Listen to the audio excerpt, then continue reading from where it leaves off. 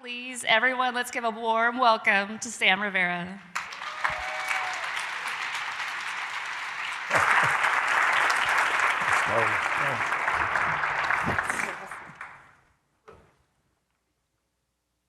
How you doing? It actually happened last night on the elevator on the way up. It was great. It was really cool. I said, how you doing? And he said, how you enjoying Texas? And I'm like, what are you doing, bro? It's just hello. But he was very sweet, and his wife, I don't know if they might be in here. They should be in here. They were very nice. And then they followed me to my room, but said, are you here? Is that couple in here? Maybe I scared you, I don't know.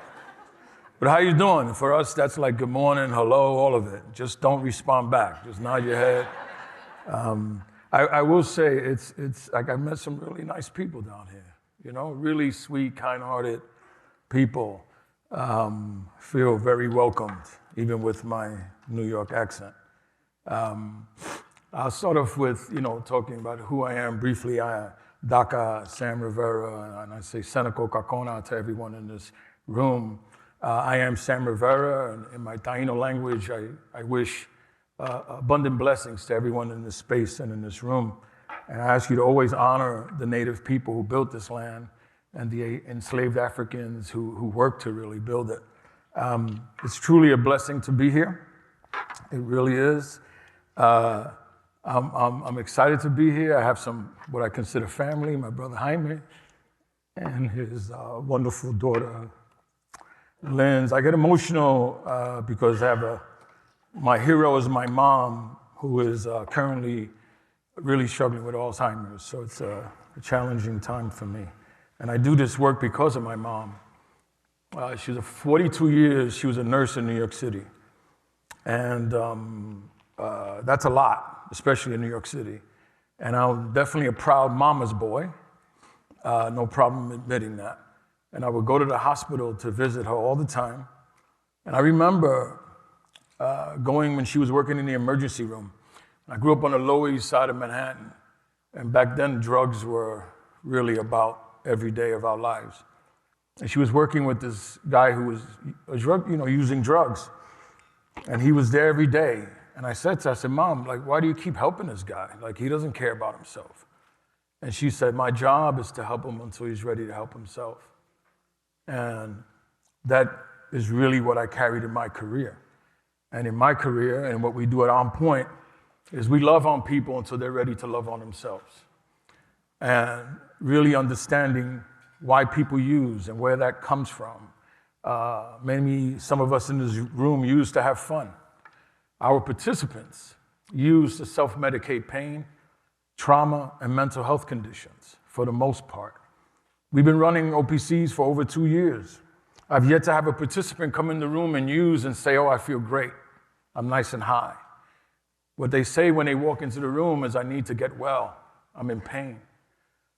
So it's been interesting, first day here, because we had this amazing session after the excellent keynote yesterday morning, and talking about including people and working with people. And then I went to another session where a young man expressed his concerns about working with police, which is a real concern. And a number of people in the room were basically wanting to throw him out of the room.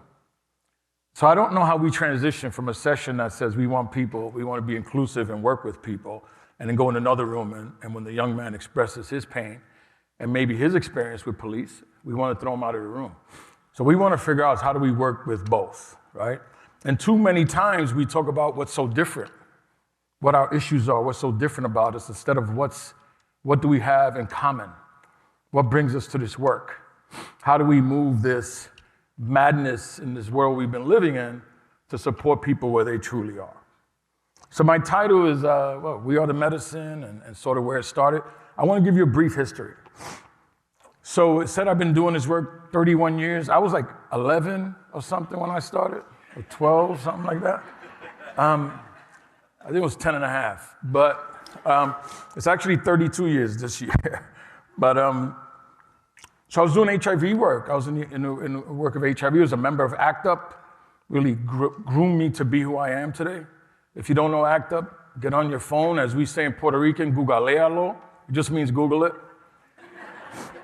Puerto Ricans think Google is the English word for search. So you can search it, ACT UP, change this world.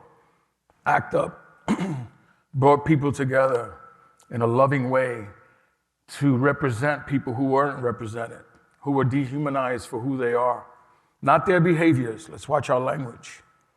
So I would work during the day and then go home and then change and go into shooting galleries to clean syringes out of buckets with bleach.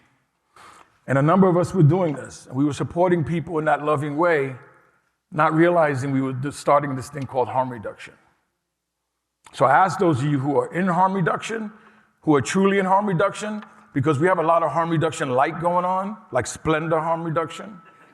You know, we have a number of people like starting to talk about harm reduction, and they don't really understand how deep that word is and what it means to us. But that was the beginning of harm reduction. It was about loving these folks who were treated differently simply because of who they are. And we're back here again, watching this happen again and again. And so I look back to those days. They were very different.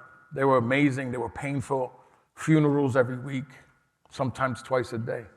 We were losing so many people. And at the same time, we were creating this new way of blessing and taking care of people. We talk about, I like to say, we are the medicine. And in Native culture, medicine is a big word for us.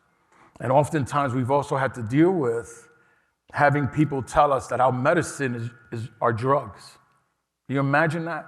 What we do in ceremony to heal and get well, we have created these categories that make our medicine drugs. And we've been through that so many times. Big Pharma is allowed to do it differently, right? So maybe they should come to a powwow or some ayahuasca ceremony and we'll help them create a medicine they can put their name on. And I don't mean that at all. So on 11/30/2021, we opened the first 2 OPCs in the United States. You're supposed to clap.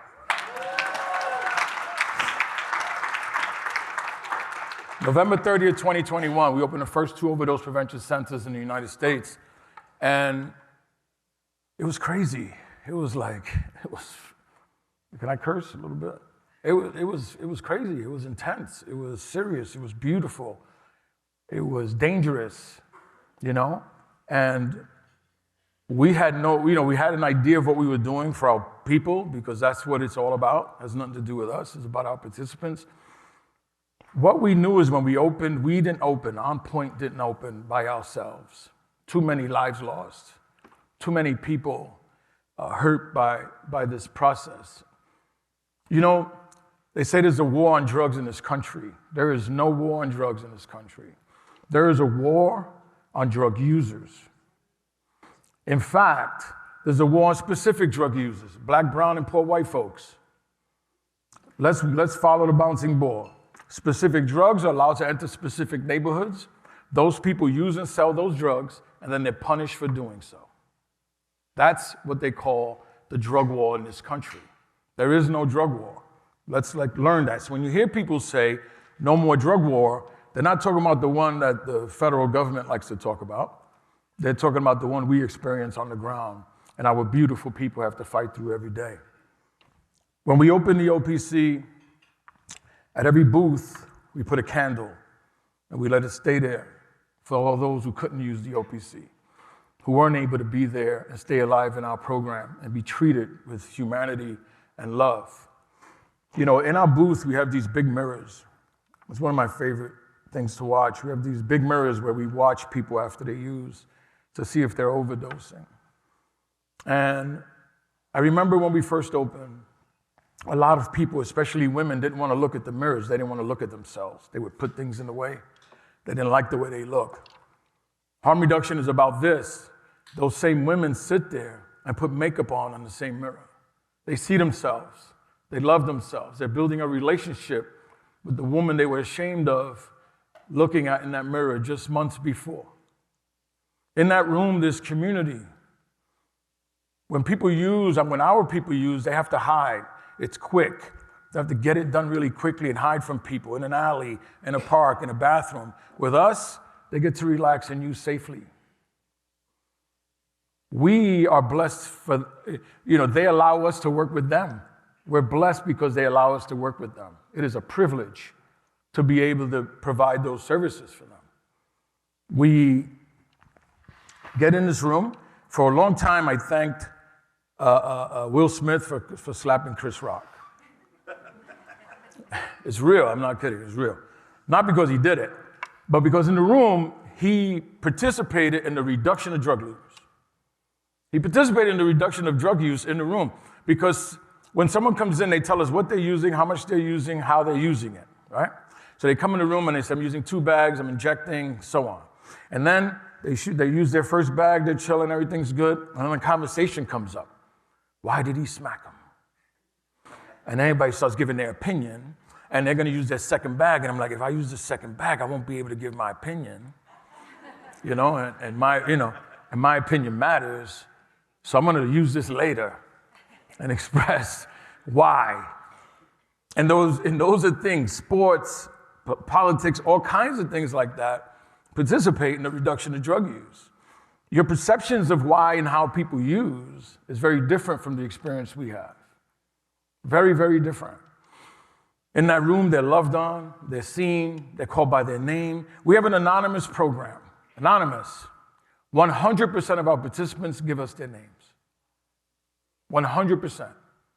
So we don't have Mickey Mouses and all those weird names, and the Disney characters. We have real people. The pain in that oftentimes, which is very painful for us, is when, and if someone dies in the community, we tend to be the ones that go identify the body. And we know their names. I want to briefly talk about what happens during an overdose in the room. So, someone uses, they go into an overdose.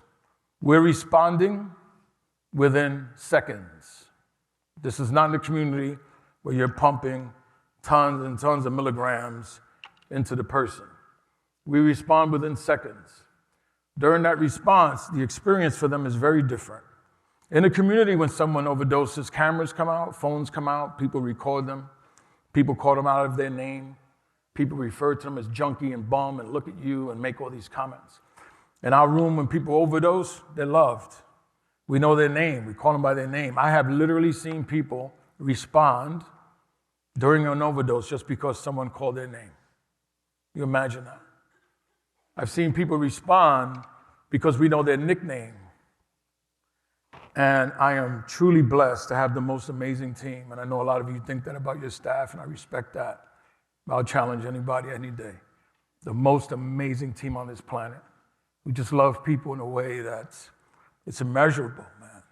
It's beautiful. And thank you, Lucas, for coming to visit and seeing what we do and how we do it. Again, OnPoint is one organization doing this. We have many organizations who've been doing it with us. Not too many before us. We've been around a long time. But we have partners in this work. And it's important to embrace them too, man. I think about why I came back. When I came back to harm reduction, I didn't want to, by the way. And when I came back, I remember talking to Jeremy from Vocal, and I said, Jeremy, I'm going to do this a little different, man. And it was simultaneous when my elders in my native community told me I wasn't a good warrior, and I was confused. And I'm like, what do you mean? I'm a great warrior. I'm always fighting. I'm ready to fight. And they said, no, that's not a good warrior. A good warrior does everything first and fights last. And it's okay to fight, but we have to get there. Love first, find alternatives, and then if you have to fight, let's fight. And so I brought that into the work, and I said, I'm not going to get in people's faces like I used to, and believe me, we needed to.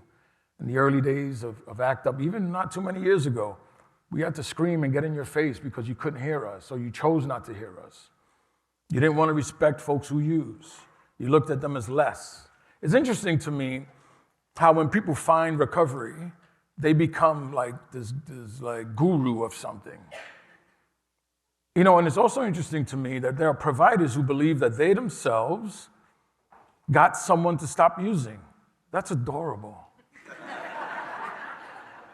You know, I've seen providers get up at a graduation, like a ceremony, and go, if it wasn't for me, Bill would have still been using. And I'm like, oh, shit. Like, you know, you have any lotto numbers, anything you want to share, you know? I don't get it. And we have to respect the person as the one who's doing it. We can offer them everything we want, but it's on them when they're ready and they're willing to take this journey with you. And you have to be patient, right? We all have all these different experiences, and we want to honor where people are coming from. It's not your journey. And if you had a journey, it doesn't match anyway. If we share the same bag, it's different, right? My history comes into play during those times. I'm monitoring my time. I'm doing good, right? Good, okay. I thought you guys were slow here, so I could be a little easy. I don't mean like slow, I mean like, that might sound a little off. You know, I want to share a quick story. When I came out of prison, and I heard people talk about criminal justice systems, I want to remind people what it is and what it was created to do. Prisons were called penitentiaries. Do people know why? You're not in your head, but I swear if I pick on you, you'll probably screw up.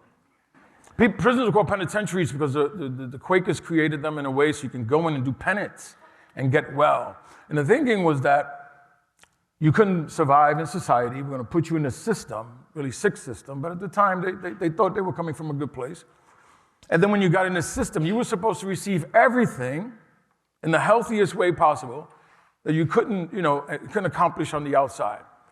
Instead, in this country, prison is used as a way to punish you. If some of you saw right now, this morning there was a news piece and it said, they're bringing computers into prison. You'd be texting your friends saying, listen to this nonsense, right? 95% of people who enter the prison system come home.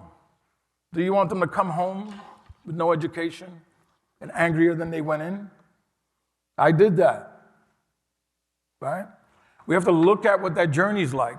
If you decide to have this really sick system and incarcerate people, then it's your responsibility to take care of them, not put them in. We have to fight for wellness in prison. Can you imagine that?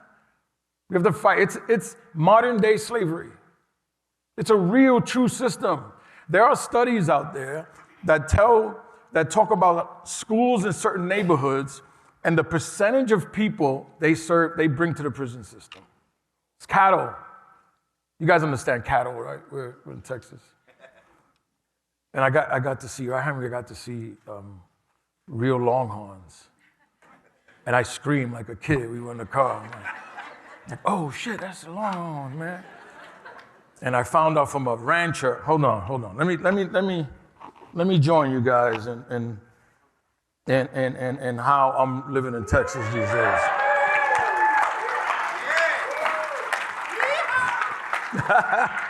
I can't do that, bro. I can't yee-haw, but I could put on and say, how you doing? So my brother Jaime yesterday took me out and we had a blast.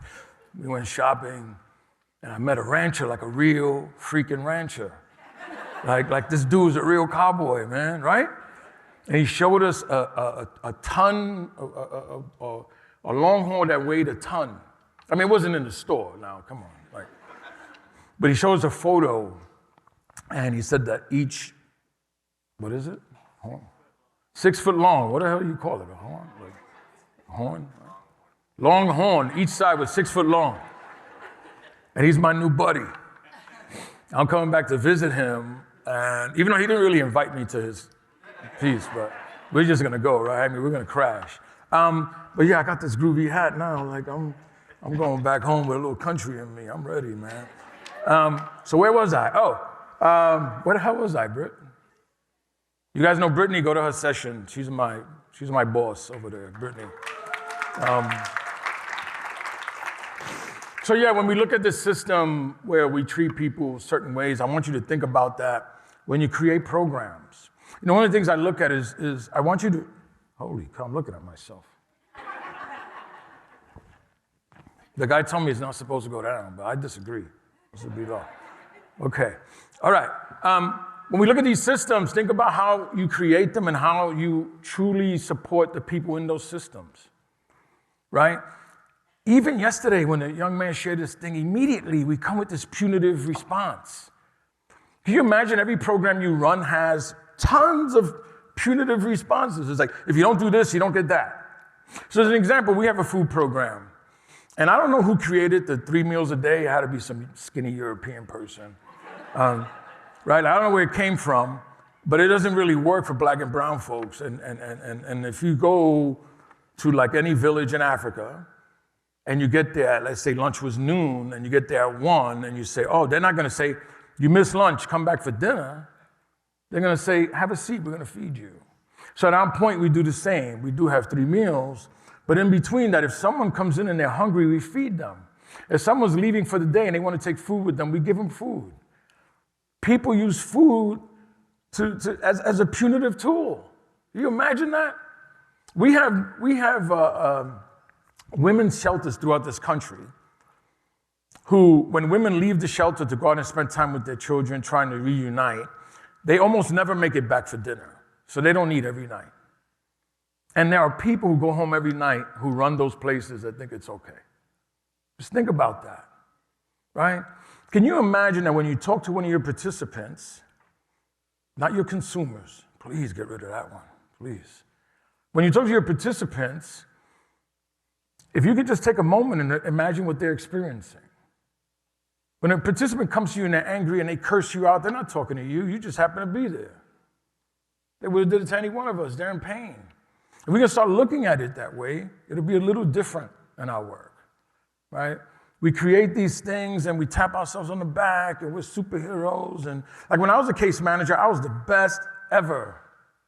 I don't know if you looked it up. Look it up. I was like super case manager of the year, like a few years running. I had a cape and everything. And I remember one of my first big lessons in the work is I took this guy. He was, he was relapsing. Right? He never stopped using, relapsing. And so I took him to, because I'm a superhero. I had my cape, I put him in my car, and I drove him to his favorite counselor. The dude got me. I was going for the whole thing. I was hook, line, and sinker. That's a Texas thing, right? Hook, line, and sinker. Okay. That dog won't hunt. I'm getting it. I'm on my way. So I drive him out to his favorite counselor all the way out in the military base, and he spends the day. Because I believe, because I did that, he won't use because I drove him, right? I'm the superhero counselor, right? So I take him out there. Next day, he comes in. I come back. I'm telling everybody all this great stuff I did, like I'm some great something. And the next day, he used. And I walked into our meeting and said, I can't believe he did that to me. Ooh, boy. And 2 of my elder staff gave me a beating. Like the audacity for me to believe he did it to me. Right? The audacity for me to believe I was that damn important, that it wasn't about him. Somehow I made it about me. And a lot of you do that, even if you don't say it out loud. I'm talking to you in this way with love now. I'm not judging you. We used to say back in the day, if your belly's flipping, it's okay. If I'm saying some things that make you a little bit like, oh God, he's talking about me, it's okay. After today, it's not okay. But for right now, up to today, you could say, okay, I made some mistakes, I'm gonna work on this. But up to today, we're gonna give you a little bit of a break. But I ask you to understand and take a moment to understand your participants differently, right? This process and this work that we do is something you should be honored to do. Right? You shouldn't be in this work if it doesn't drive you. I've spoken at universities all over this country. I've never seen a class called passion because you can't teach it. You have it or you don't. So if you're in this work in a transactional way, then, you can resign. It's all right. We'll accept your resignation. And clap for that one, damn it.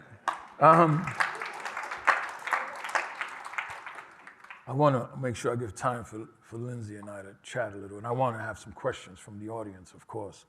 I want to briefly go over a list. Someone asked me recently, can you say a few words about OPCs? And I took it literally. So I said, okay, I'll say a few words about OPCs are legal. You heard that? And harm reductionists used to make a mistake and say, what we're doing is illegal.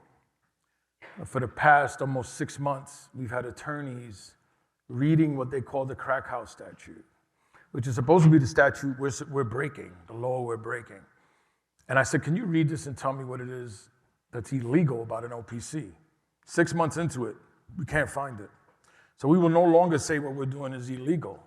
It is legal, right? If you look at the crack house statute, a part of it, do you guys know how it came to be? Did you see a movie called New Jack City? Yeah, that's how it happened. That's the genesis of the crack house statute. And the belief is that these black and brown folks are going to take over apartment complexes, right, and start selling drugs and cutting up drugs and take over the building and make it part of this system. And they created the crack house statute. And so we don't sell drugs. So that immediately eliminates us from that process. What we do is love people, beautiful people. When they ask me to talk about the people in the room, can you tell us about, they want demographics. I'm like, they're beautiful, they're uncles, they're aunts, right? They're really cool, they're groovy, they're fun, they're in pain, and we love them. OPCs are legal, OPCs are welcoming, OPCs are community, OPCs are safe. OPCs are keeping beautiful people alive. OPCs are legal. Any attorneys here want to battle me any day? I'm ready. OPCs are healthcare. OPCs are staffed by peers and professionals, some with lived and living experience. I just said that. The perception in our building is when people come in, they say when someone responds to an overdose, what is their degree? Their degree of what? Patience? They're really high degree of patience. Our staff are trained to respond to an overdose at the level of an RN. We've had over 125,000 utilizations in 2.5 years. Not even 2.5 years. Yeah. And what that means is 125,000 times, instead of people using in the street and in parks and in lobbies and in bathrooms, they used inside with us. We brought those people into our building. And the community said to me, so when we had our first meeting in the community, right, Britt, they were pissed off and they came in the room and they were going to yell at me and they gave me all these things. And I said, I'm confused because I responded to your request. I'm like, what do you mean? We didn't make a request for an OPC. I said, but you did. You said you didn't want public drug use. You said you didn't want paraphernalia in the street. You didn't want people dying in your community. You didn't want. So we responded and brought them inside to us. That's what we did.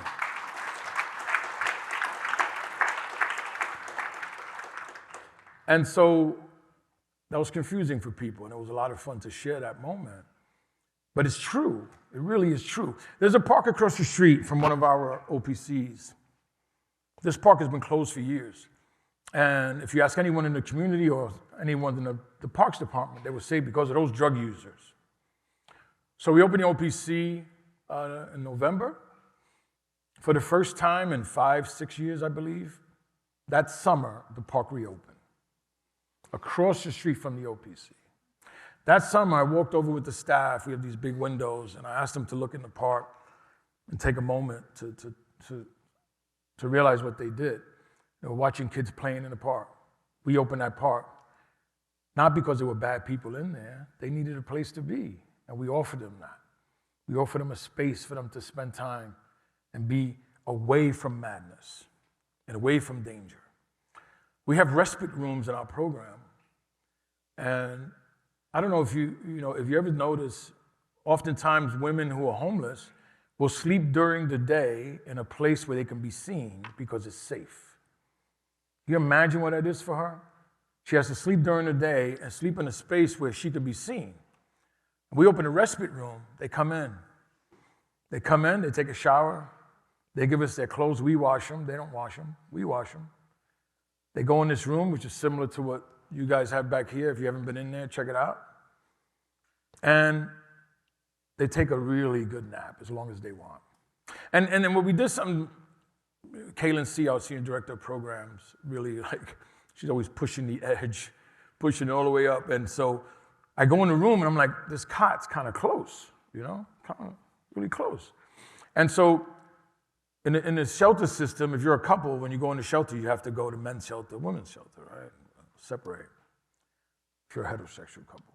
And so when you come out, we allow the cots to be really close so you can kind of cuddle. Maybe throw your leg over. We have to monitor you. Don't get too comfortable. But we give you that intimacy a little bit. We have staff in the room. It ain't going down like that. But it's really this space and this opportunity for people to get well. And what we offer is wellness. What we do is really, harm reduction. All these organizations like to say, we meet people where they're at. Yeah, okay. If they do A, B, and C. Harm reduction is the epitome of meeting people where they're at. The epitome of it. Like people come in, they don't even understand no. One of the things I meant to say before, I'll say it very quickly. Can you imagine your participants who go from program to program? A lot of you do intakes, right? Collect information. Is any of that information fun for them to give? What did you use? How did you use it? Were you in prison? Negative. All this negative. Then you say to them, thank you very much. Go to the third floor and do it again. Well, I'm going to refer you to this other place and do it again. And they have to sit there and tell that story of pain over and over. So I ask you, if you happen to be one of those places, think about how you change that. But in addition to that, end it with something positive. Like let them have a different experience in that moment. Right? Everywhere our people go. Do you have your imagine women? Do you have your children? No, why not? Oh, again, I have to say this. Reliving that pain because you had to capture some data point, right? So we've had, as I said, over 125,000 utilizations. We've collected and disposed of over 2.5 million units of hazardous waste. So that means all of this hazardous waste that everybody is worried about being in the community, we disposed of it in the most healthiest way possible. We've had about 1,500 overdoses in our space. And Tony Smith, the DPA, always reminds me to be careful with this one. But all the time in OPCs, we use a number that's really powerful. OPCs have been around for over 37 years now, I believe. And one of the things we keep saying is we've had 0 deaths in an OPC.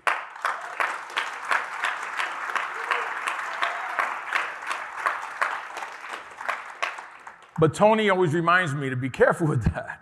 Who the hell measures their success by 0, right? It's dangerous because if we get 1, it's like, oh, you failed. You got 1. Let's go shut them down. That's it, send them in. But it's true, right? We have to be careful with that. But we are proud. We are proud. And we know that no one ever has to die of an overdose again. Ever. Ever. Ever. No one should be judged for the drugs they use. Yeah. It's interesting to me. I was talking to a woman once. She was yelling at me, but I was talking. And it was really funny. So she was telling me about, like, I'm enabling drug use and I'm doing all this stuff. And then she said, you're not doing Jesus' work. And I was like, oh, shit, Jesus. So I said, I'm not a really religious person, but I kind of read the book when I was incarcerated. It's what you do. It's what we do. It's like, oh, Jesus, please, where are you, bro? Like, come on, man. Every religion they offered me, I was taking it. 1 foot, stand on the leg, whatever it worked, right? But I remember this part. If he was here, he'd be in the OPCs washing feet. How about that? How about that? Right? At least the brown Jesus I know, you guys like to people don't realize they've been, you take your photos now and you fix them up and you make yourself look like you're melting, like you really put those, they've been doing that for years because Jesus is not that white, folks. I just have to tell you. But yeah, so she's telling me that, and then she's telling me I'm enabling drugs. And I asked her, I said, do you take any medications? And yo was like, hey, right, hey. She went through a list of all these medications she takes. So I'm like, maybe you need an OPC. Maybe you should come check out our program. You know, before I wrap this up and I talk to my amazing Lindsay over here, I just, again, want to thank you for this opportunity. Thank you for the hat, man. I mean, I paid for it, but thank you anyway. This has been really, it's not over yet. I'm going to hang out. It's been a really beautiful experience. I hope that you hear what I'm saying in a loving way. I'm not judging you. If you could take a moment to just take it in, I'll share something really powerful that I'm still processing every day. So when I came home, I worked with this woman who was really cool, really loved her. She was a white woman and just seemed to have it together. Like, I don't know if you know, that's how we see white folks. Yeah, like black and brown people, we like, oh, you're white? Oh, life is great, isn't it? Right? Like, that's, like we just like, wow, you have blonde hair, man, life's great. And so that's what I was doing. I'm like, man, she's got it made. I thought her life was great. So one day she was leaving work early, and she said, I'm going to therapy. I'm like, therapy? So I don't know if you know this too. For black and brown people, we don't go to therapy. That's for crazy people, right? And so she's going to therapy, and I'm like, therapy? How? Like, you go to therapy? And she goes, yeah, twice a week. So she walked away, and I'm like, if she goes twice a week, behind me, I was like, dude, I'm way behind. I probably got 5 days a week, right? I need some therapy. But I share this to maybe share too much, but like now that my mom is where she is, I've been more open about this, and it's healing for me. I went to therapy, and the therapist said, we stood talk about a bunch of things, and then she asked, she didn't say, if you're a therapist, don't talk, please, just ask, don't talk. She asked, why were you in prison?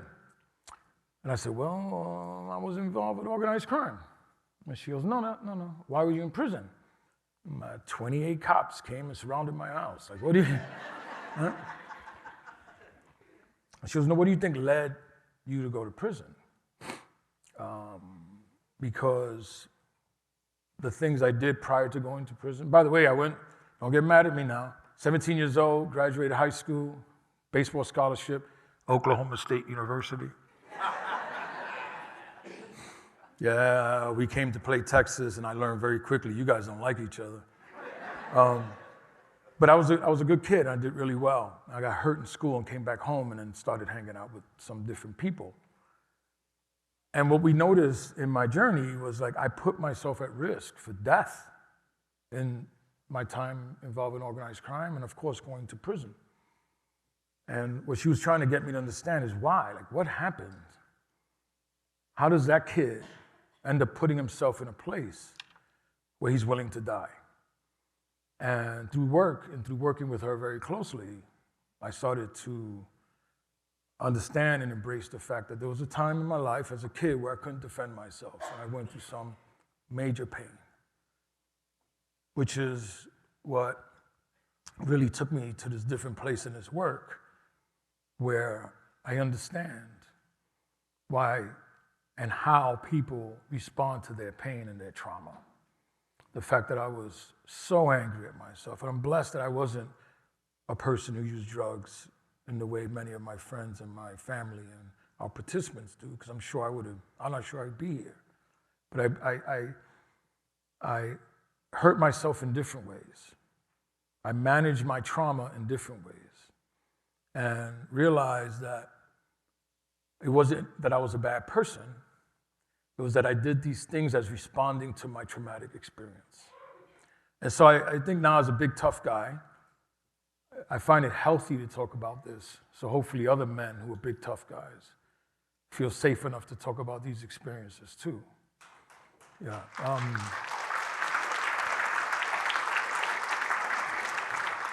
It's yet another opportunity to learn from our women. Women tend to be very strong and powerful for the most part, talking about their trauma.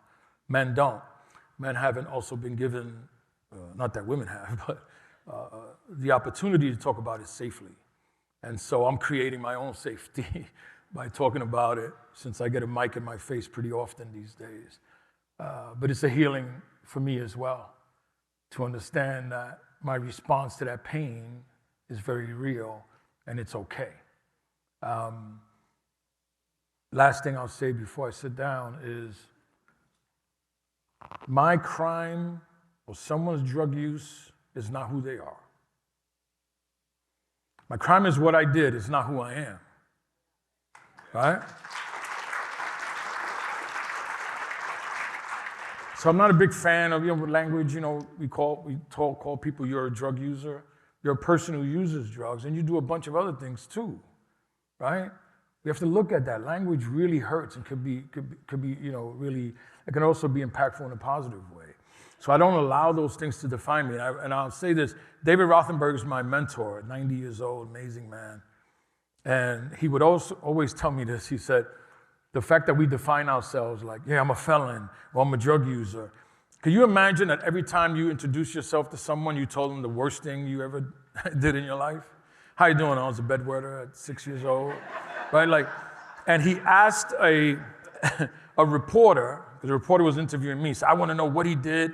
He goes, sure, if you write Joe whatever reporter, bedwetter, 1987, right? Something like that. So thank you very much. Thank you. Pleasure.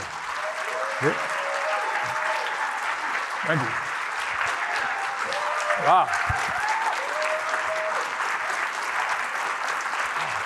Man. All right. All right.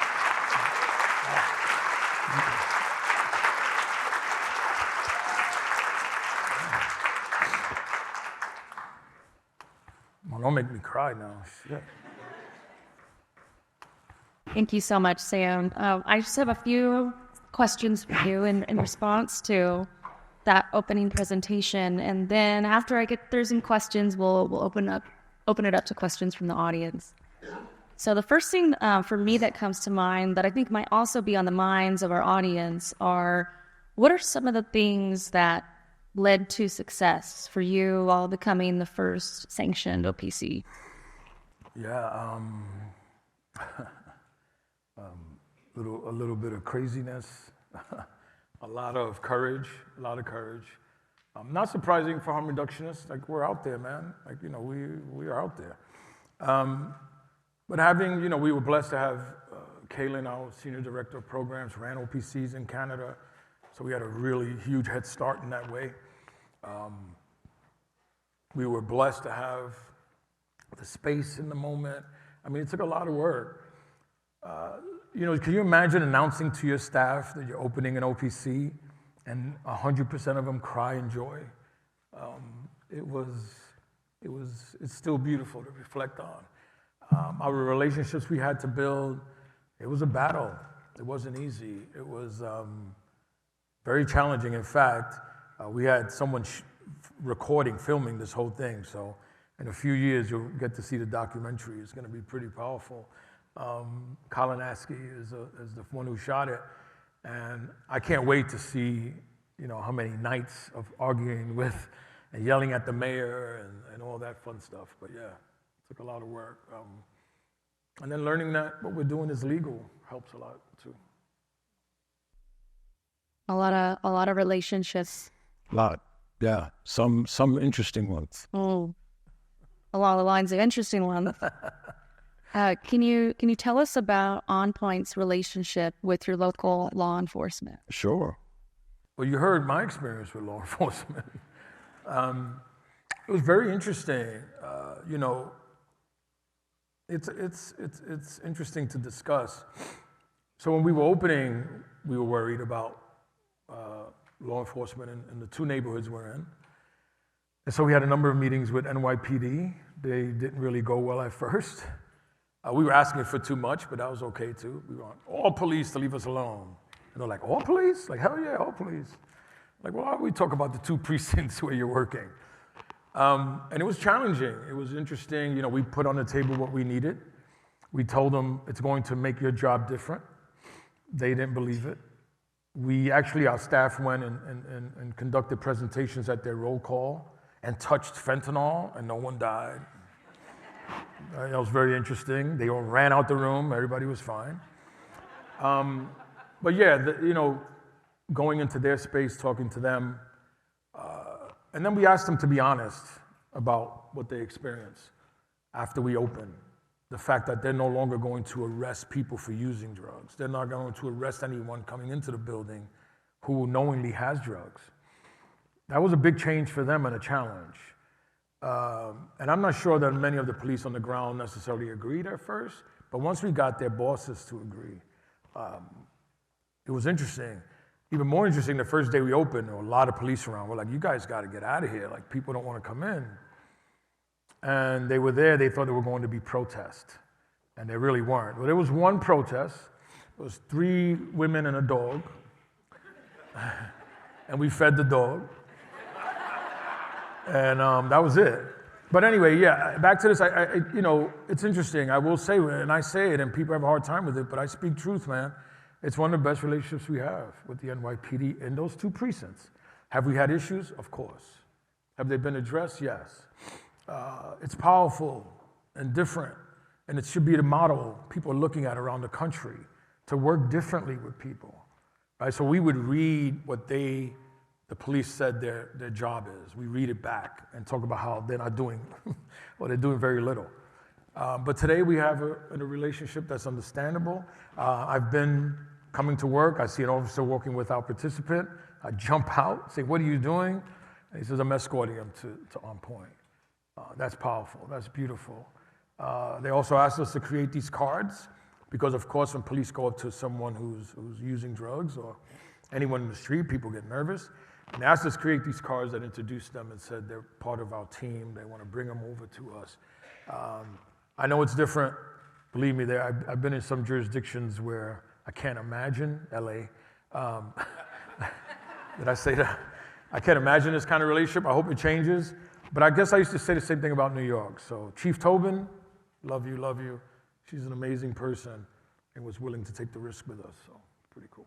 That's really beautiful. And that, you've mentioned throughout your presentation love, and that's something that Lucas and I definitely felt when we got to spend time with you and Brittany and everyone at OnPoint.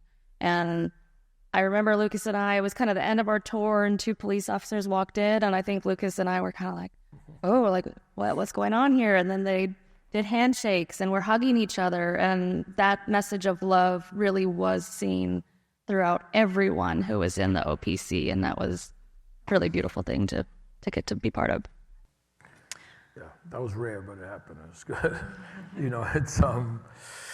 It's a lot. It takes a lot, and creating that space, it's a small piece, but again, I hope that people are able to, we have police officers in our 2 locations who have been talking to police in other areas about their ability to do this differently and the benefits of it.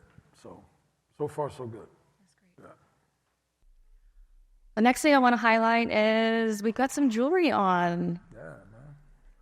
Can you tell us the significance of the earrings that we're wearing and that some of our attendees are wearing? Yeah, so these earrings are naloxone, which we use to sometimes, very careful here, we use to reverse an overdose in the OPC. So these we use in saving a life. So when you wear these, you're wearing 2 souls. It's a beautiful thing. And it's interesting, in our OPC, I think I said 1,500 overdose interventions. We're only using naloxone 20% of the time. 18% of the time. See, Britt's yelling at me already. 18% of the time. So the belief that you have to use Narcan or naloxone right away just isn't true. We have an oxygen protocol that comes into play right away. In fact, our outreach and public safety team, who are amazing as well, travel in their vehicles with oxygen now because we want to do everything. Remember, when there's an overdose, you want to remove enough of the opioid off the brain for them to breathe and be healthy. So the response is to measure their oxygen level, measure their heart rate, and then start the magic. And the magic is the love that our staff give and agitation, and someone's waiting with that 0.4 milligram. 0.4, not even a full. So average naloxone is 4 milligrams, 0.4. Respecting that person's moment, respecting the fact that we want to do this in the healthiest way possible, and it's just amazing. So if you have these on, you're wearing two beautiful souls. So, yeah.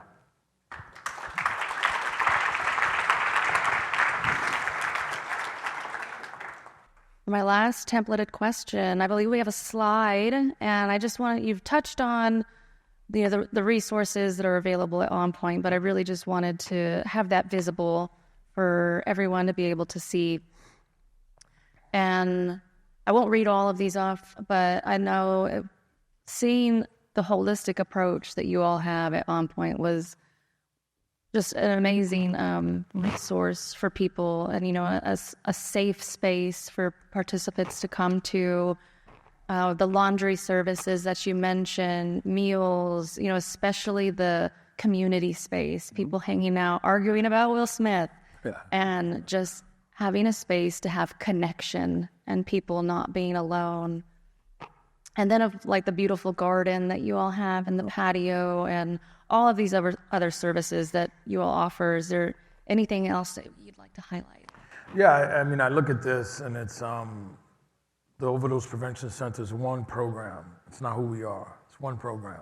We offer all of these other services. How we got here was literally having a gaps analysis, talking to participants. What's missing for you? What can we do to make your experience better? Well, we know in this process of people either, if they choose to reduce their use or stop, it sometimes takes a different experience for them. So we have people who go into our holistic health program and are getting acupuncture. Can you imagine overdosing, having something to eat, and then having an acupuncture treatment? For real, right? In a spa, like our place is like a spa. That's the process for our people, sitting in the garden. When we don't talk enough about overamps. We have a lot of overamps, and when we have an overamp, we take them to the garden and we give them that space, and it's a very different response to an overdose. We have to be careful not to also represent those folks.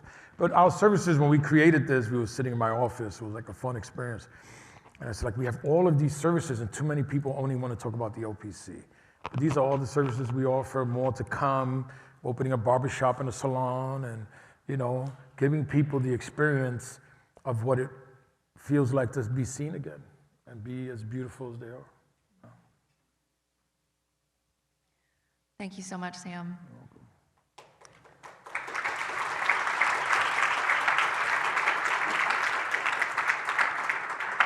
We'd now love to take any questions from the audience, both in person and virtual. As a reminder, line up at either microphone, and when it's your turn, please state your name, your organization, where you're from, and then a concise question, please. And if you have more than one question, please move to the back of the line so that another person can have a chance. And please ask a question. Don't tell me about how great your program is. Am I first? Yeah, I'm Van King. I'm the BeWell Medical Director, San Antonio.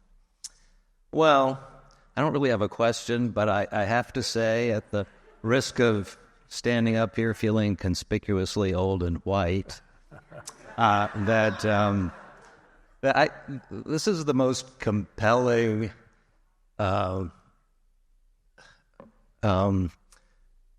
talk that I've heard for this kind of treatment, and I have to tell you, I feel convinced. Wow. So this has been a real education for me.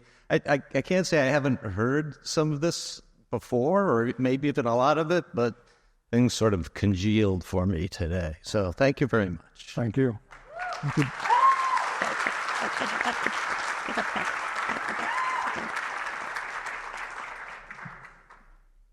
Miadi, Daka, Afro Taino. I am so happy to see you, Sam, and thank you, Britt, as well, for being willing to work with us.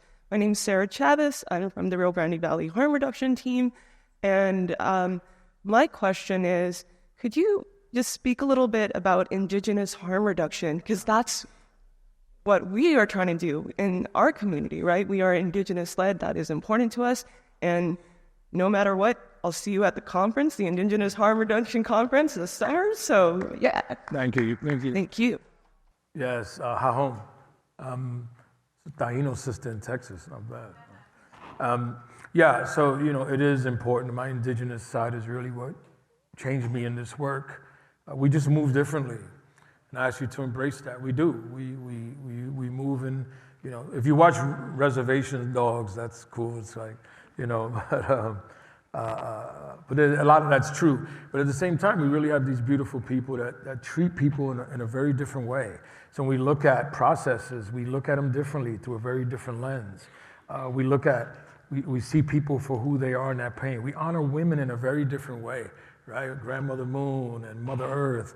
Nothing happens without women. Nothing grows without them. All of those traditions we have are powerful in this work. So if you have a chance to interview and hire an indigenous person, too many of our folks are indigenous and don't know it, and that's also another thing. If you were born in Dominican Republic, Puerto Rico, any of those Caribbean islands, you're not what they tell you. You're Taino, right? That's who we are. You're not, a Puerto Rican or whatever those other things are. That's what was given to us. That's not who we are. We were the first people who were too nice and met this guy named Columbus, and who just diseased all of us and screwed us up. But really trying to learn who you are as indigenous people and understand why we move in a certain way. We're also oftentimes too forgiving, but we're working on that as well. But yeah, it's important. Actually, I'm going to Vienna in a few weeks to work with the International Indigenous Policy Alliance to speak to the UN out there and literally showing up as indigenous folks in this work. Yeah. Thank you. Hey, and Taínos, we are always resisting, but we're always hacerlo con tanto amor, Yeah. Claro. Lucas, you have a question? Okay, 5 minutes. All right. 5 minutes. Hi, Sam. Hi, Paulette. Thank you so much for being here. So good to have you in Britain, Texas. My name is Paulette Sultani. I'm the co-director of an organization called BeWell Texas. And my question is around the role of organizing and political advocacy in the harm reduction movement. And I ask this because, as everybody knows, we don't have authorized syringe service programs. We just saw the drug-induced homicide law passed last session here in Texas, and there's just, the opioid settlement funds are being used on things that for policing. And so I wanted to ask, what lessons can we bring to Texas where politics are so far right and anti-human, and where people in spaces like this one are often afraid to rock the boat for many good reasons, but when we know we need to be rocking the boat and we need to be pushing harder to change laws and to call out injustices? Yes, thank you. I want to be very clear. We probably don't open if it's not for Vocal New York. Be very clear. Part of what, we have to have advocacy. We have to. We're not represented the way we should be. I was just in Albany 3 times just last month. We have to hold both sides. We don't, we're also oftentimes overlooked. We have to show up and remind people who we are. We have politicians making medical decisions. Just hold that for a second, right? We also happen to work, everyone in this room happens to work in a field where people who don't know anything we're doing are experts, right? Like they always tell me what I should do with participants. I'm like, what do you do? I'm a plumber. All right, I'm gonna go to your job and I'm gonna tell you how to fix it. So yes, it's not only important that we maintain that, Paulette, but it's also important that we remember and remind people we don't open without advocacy. It would never have happened.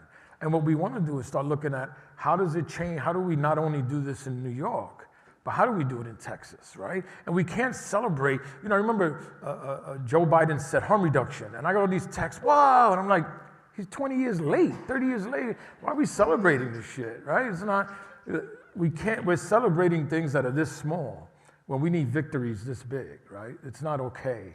But yeah, and I'm gonna tell you folks, Vocal Texas shows up. Listen to them, man. They're coming from some real pain and passion. And believe me, again, I'll tell you, I'm a kid grew up in ACT UP. You didn't want to see me back then. I would have ran you over. right? Like it's a very different, very important element to the work. And you know what, Paulette, I have to tell you, even in New York, the money's not going where it should be. New York has the only 2 overdose prevention centers in the country, and our governor refuses to give us opioid settlement fund dollars that are for people, right, who use opioids, right? And that money is unrestricted funds. So you as the state you don't get the opportunity to move this money how you wish. You honor those who did the work to get you this money and place it where it belongs. So, yes. Thank you so much. All right, I think unfortunately that is time. But I'll be around. Sam will be around. So if you all have any questions, he'll be here. Sam, I can't thank you enough for coming here. Is this how you do it? That's how you do it. Thank you, Sam.